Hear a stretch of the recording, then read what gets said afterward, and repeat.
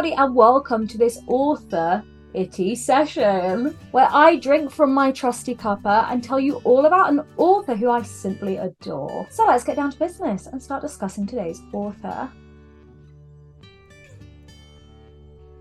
Now, for this first session, I didn't want to go with an author whose repertoire is overwhelming. I thought, gosh, who's brilliant but hasn't written multiple series, or I just have tons of their books in my house. In order to qualify for discussion here, I have to A, think very highly of an author, and B, have read a decent amount of their books. So I thought to myself, who do I love who's written brilliant books, probably more than one series, that I own all of the books of? So today we are going to be talking about one of my absolute faves, Lauren Asher. Now, if you've heard of Lauren, it's probably because of her Dreamland Billionaires books. They look like these. I actually own two sets of these books because the spines on the covers differed when the third book came out. And that really bugged me. But these have been traditionally published. And I know that people went absolutely crazy for them, but they aren't the only book series Lauren's written. And if I'm being honest with you, they aren't the better series, because Lauren's first series, the Dirty Air books, are some of my favourites ever written. So let's talk about the way Lauren writes and why I love her books so much. We'll probably start off our discussion with the Dreamland Billionaires books, because I know they're what most people are familiar with. And then I'm going to make the case that if you've read the Dreamland Billionaires books, you have to get your hands on the Dirty Air series books too. I'm not going to lie, guys, they're really heavy to hold up in one hand. Now, Lauren writes contemporary romance novels, and I am a massive fan of her style.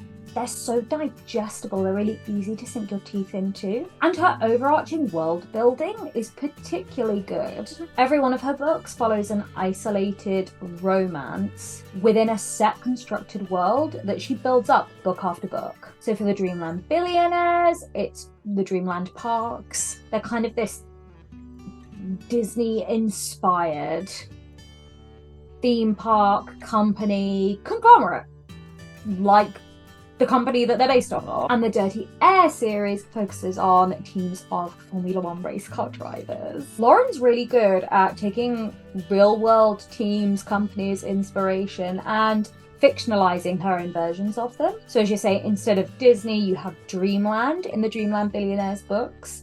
And in the Dirty Air series, you don't have any official Formula One teams. And I know literally nothing about Formula One, but I can tell you that I am for sure a Bandini babe for life. Honestly, if I ever went to a Formula One race, I would 100% get Bandini merch. And when everyone was like, what team's that? I'll be like, Bandini babes, don't you know? Oh, I love the Dirty Air books so much. But Dreamland Billionaires, let's discuss what's going on there. Now, this set of books has been extremely commercially successful. They have put Lauren Asher on the map. And honestly, Yakas have done the right thing. Lauren needs to be on more people's bookshelves because her writing's really accessible and easy to get into. I'm not surprised at all that these books are as popular as they are. I don't know if I made it clear, but this is a pint. This is a pint of tea. Not my first pint of tea of the day either. Now, the overarching premise of this series is that the founder of Dreamland Parks, the Dreamland Company, has passed away and has left conditions in his will that his three grandsons have to meet in order to inherit their shares in the business. Each book follows one of the grandchildren as they follow their grandfather's instructions and find love along the way. Basically, the granddad is like the best matchmaker in the world, and he's doing it all from the grave. This works brilliantly because it means we are getting three young, handsome billionaires who are all ruthlessly determined to fulfill the tasks left for them by their beloved grandfather, and three no-nonsense, badass women who deal with each brother in turn. Book 1 sets the groundwork for the series really well because it is set in the Dreamland Park. Rowan wants to become the CFO of the Dreamland Company, but in order to inherit his position and his shares in the business,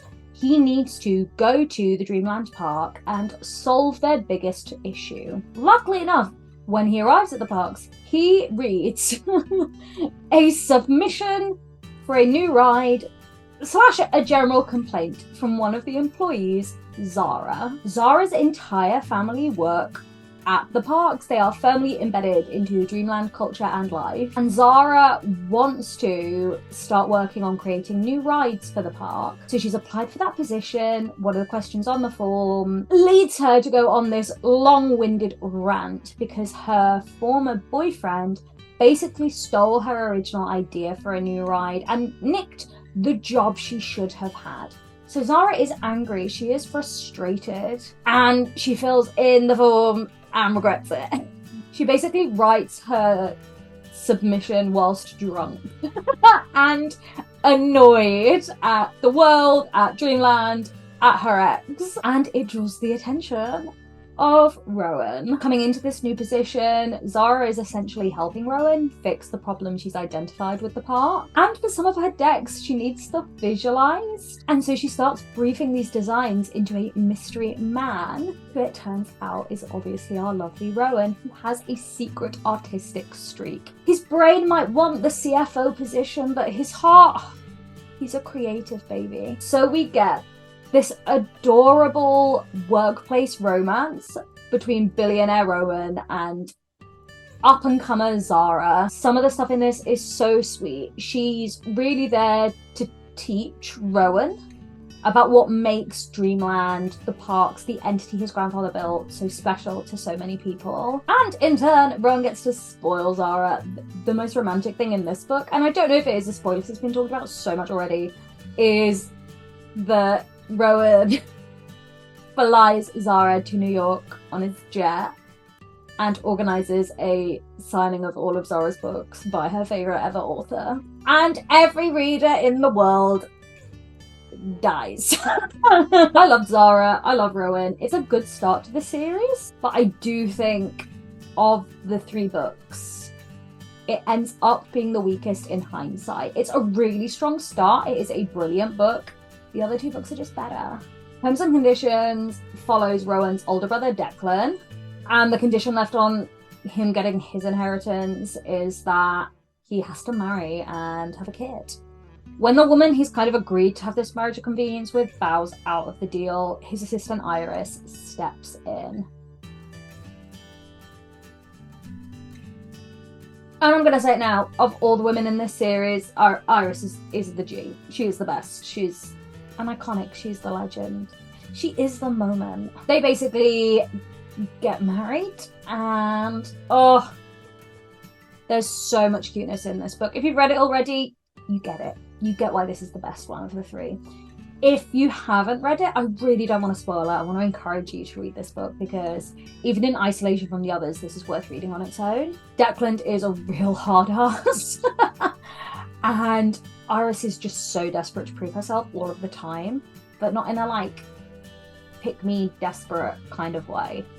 In this like visceral, I need to succeed kind of way. She's also best friends with the youngest Kane brother, Callahan Kane, and Callahan knows just how to rile his older brother Declan up, which creates some really great jealous moments. And Declan has this whole thing about learning languages, and so he says things to Iris, she says things back. Basically the word love in as many languages as you can think. It's so good. This is a top tier marriage of convenience, billionaire romance. Like, this ticks every single box in the genre. It's pretty damn perfect. The conclusion to the series, the final offer, is fantastic and actually sets up the setting for Lauren Ash's next series.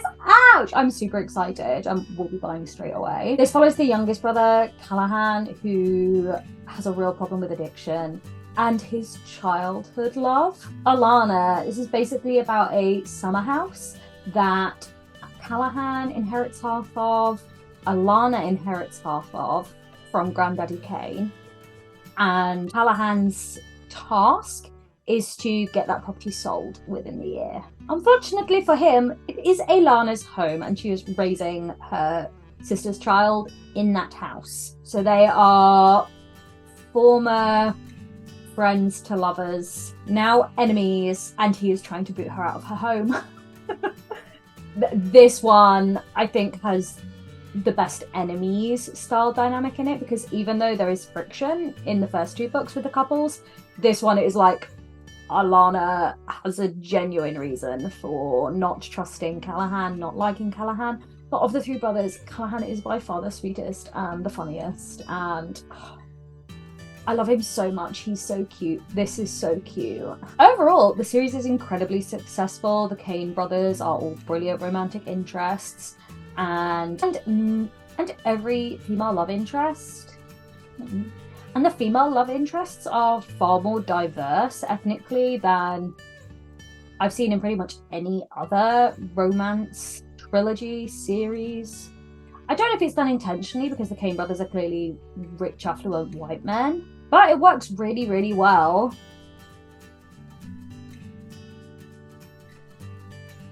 I don't know if you can hear it, but there's literal thunder outside.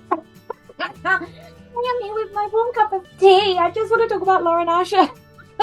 Now the Dreamland Billionaires series has gone stratospheric. Lauren has been successful with them for a reason. She's taken a very well-known entity, like Disney, and used her unique method of taking something we're all familiar with and making it transcendent.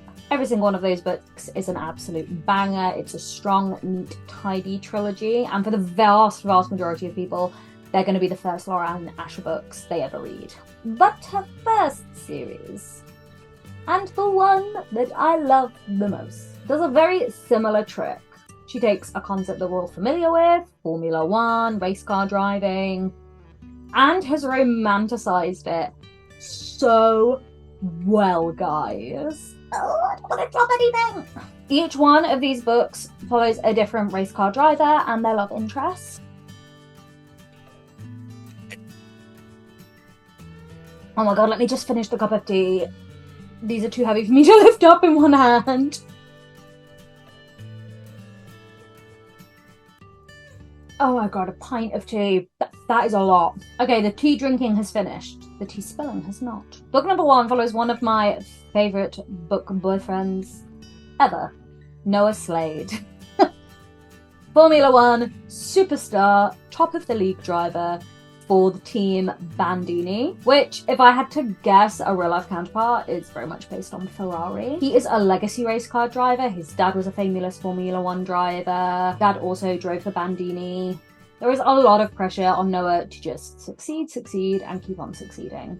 But at the very beginning of this book, there is a crash, a collision, where upstart driver Santiago Alatorre basically knocks Noah out of first place and costs him the Grand Prix title. I've got to be honest, guys, I don't actually understand how Formula One works. All I know is that Noah hates Santiago because of this. A year later, it turns out Santiago has been signed to Bandini. So the Bandini team now consists of Noah and his arch nemesis, Santiago. Noah dislikes Santiago because Santiago takes risks. He's a risky young driver with tons to prove. Whereas Noah is this legacy, he is slick, he is efficient, he is professional AF. I guess you can say where Santiago has a lot to prove, Noah has a lot to lose. Enter Santiago's amazing sister. Maya has basically graduated from university and is going to spend this year traveling around with Santiago as he's joined the Bandini team.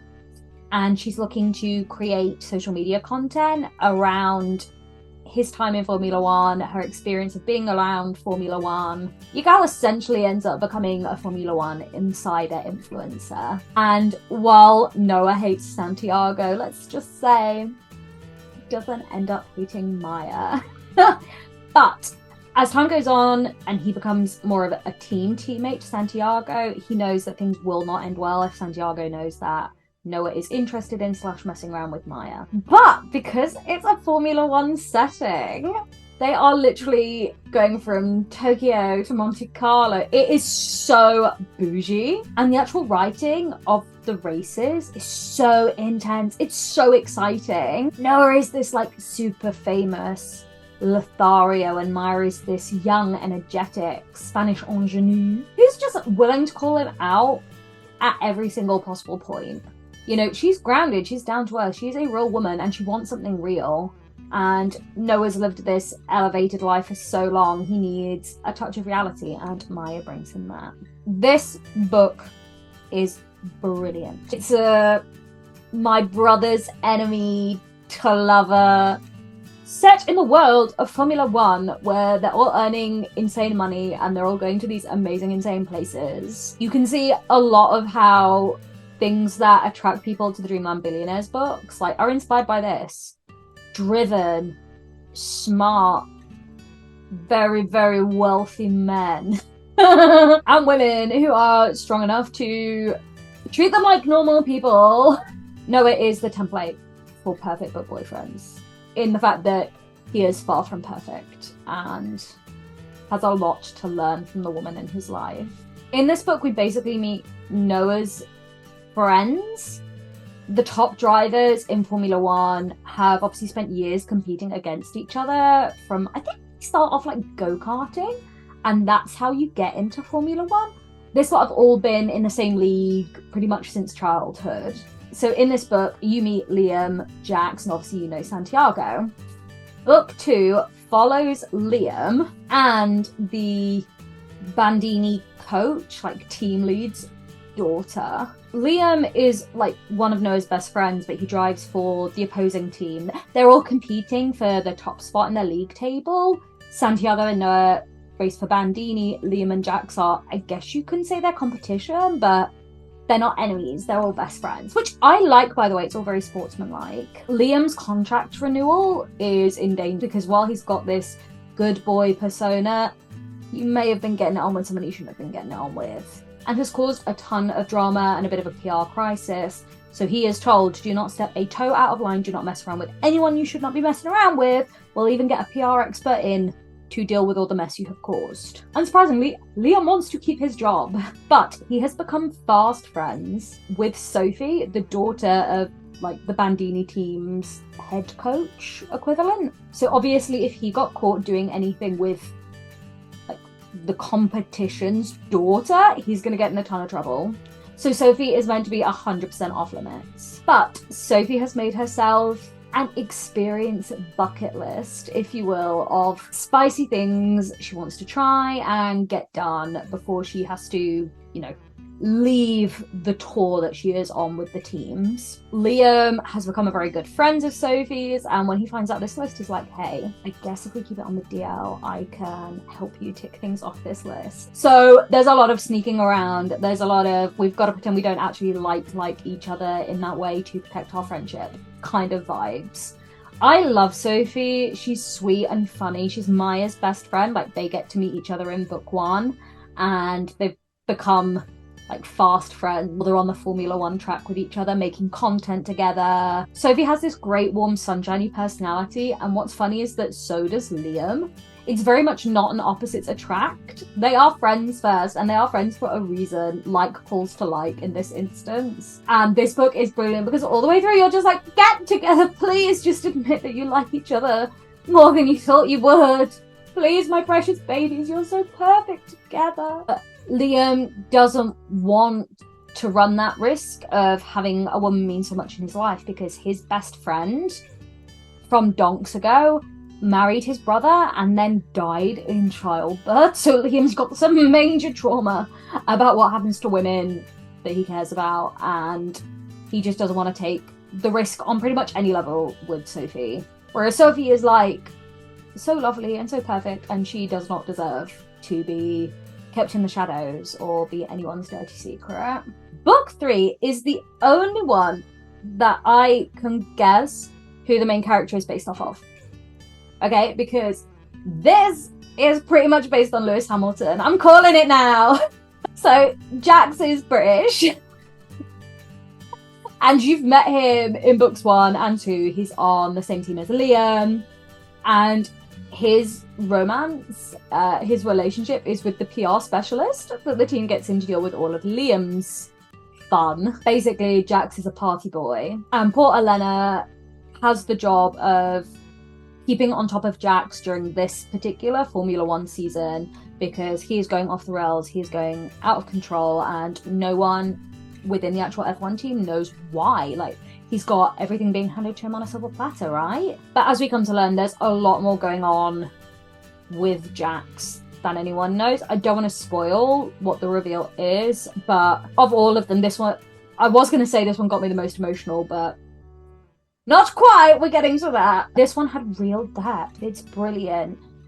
Well, books 1 and 2, which are, you know, Lauren Ash's first books in actuality, have great depth. Really interesting characters. This is where Lauren starts to flex her muscles and bring in some harder, deeper topics, and she deals with them so well. I can't tell you what they are because I don't want to spoil this. I want to encourage you to read the Dirty Air books if you haven't before. But this book is truly something special. The book starts off actually with an intro I did not see coming. It's part of Elena's backstory, and you see her growing up and something truly traumatic happening to her.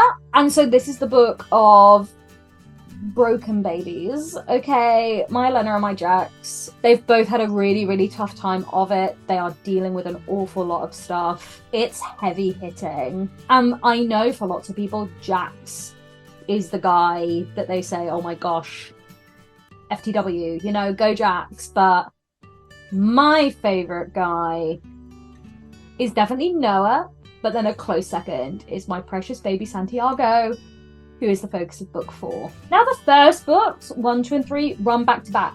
Literally, one happens, then the next one happens, then the next one happens. For the final book, Redeemed, we have years go by. Okay, we have a time jump. Because this book, you will know kind of about this if you've read the Dreamland Billionaires, because they mention a Formula 1 race car driver called Santiago, and they refer to him as the Iron Man because of what happens in this book. Because this book starts, like the first book, with a crash, but instead of everyone being fine and it just being the start of this enemies situation between eventual teammates, this crash leaves Santiago disabled. And I'm not going to lie to you guys, I sobbed. I cried so hard because from the beginning of book 1, Santiago is such a warm, happy, vibrant presence. He is dynamic on the page. You know, he's very similar to Maya in that way. They are these Spanish Spitfires, and I loved him so much. And to see him go from such highs, like so much energy, this up-and-comer, this brilliant, super talented F1 driver, to, oh my god, in a second, a horrific crash. I'm still mad at Lauren Ash for making it happen. It's brilliant writing. It's such a good setup. It completely changes the pace of the series, but babe, why you do my baby Santiago so bad? Well, lots of people find book 3 the book of feels, the book of trauma. For me, this is my book of trauma, and for lots of people, they agree, okay? This is the one that really made me well up. The majority of this book takes place years after, and it follows a girl called Chloe, who takes an Ancestry DNA kit and finds out that her biological father is from Lake Como. So she goes to Lake Como in Italy to find her biological father. As far as she's aware, he doesn't know that she exists, so she just wants to meet him, understand him, and introduce herself. As she's going to scope out the property she believes is her dad's, she climbs into basically Santiago's garden and is climbing up a tree, and Santiago has become this recluse, right? He hates the world, he hates everybody. Me. Santiago is really not in a good place. I shouldn't have made fun. Actually, it's really bleak. He's not okay. And he assumes that she's some creepy paparazzi stalker, and she's just so not. She doesn't know who he is. She doesn't know anything about Formula 1. She does not care. She's a woman on a mission. And like Cinderella, she has to return because she's dropped, I think it's her phone. From memory, I'm pretty certain it's her phone. In his garden during her, you know, escape from grisly, grunty, miserable Santiago. And the flip from the Santiago you've got to know throughout the first 3 books to the Santiago in this last book, brilliant. He has gone like full beast mode from Beauty and the Beast. He is rough, he is angry, he is bitter, and I loved that decision. Because in all honesty, Chloe is a sweetie. Pure, innocent, lovely jubbly. And Santiago is just not capable of being gruff and miserable around her. He's basically visited by Noah and Maya, Maya reveals that she's actually really worried about Santiago. At a similar time, like, Chloe has returned to the property to get her phone back. So Chloe is in the house, and Santiago lies and says that Maya and Noah don't have to worry about him. He's got a girlfriend. He's moved on. Life is fine. And convinces Chloe to go along with this facade. In exchange, he's giving her help, giving her advice, reconnecting with her biological father. This book is fantastic. Santiago is my precious, precious baby, and his journey of healing in this book is brilliant. These books, if I'm gonna say anything about them, is that they end up having real depth. While book one is brilliant, it is fast-paced, it gives me everything I want in a romance book, the final two, you know, they hold no punches. I understand why the Dreamland Billionaires have had great commercial success, but these books really do show what Lauren is capable of writing. I love these so, so much. They are fantastic. To date, these are the two series Lauren Asher has written and published. These are independently published. These are traditionally published.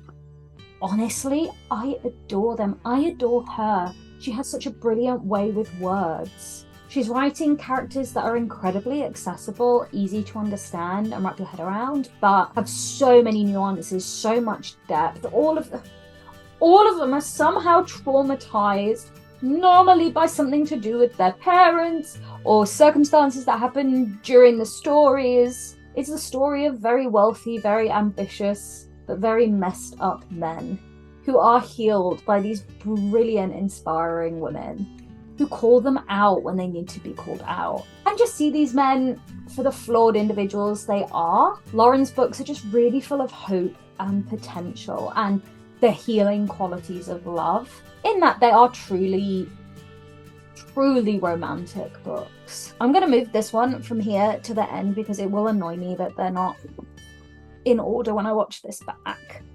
But these are my precious, precious babies.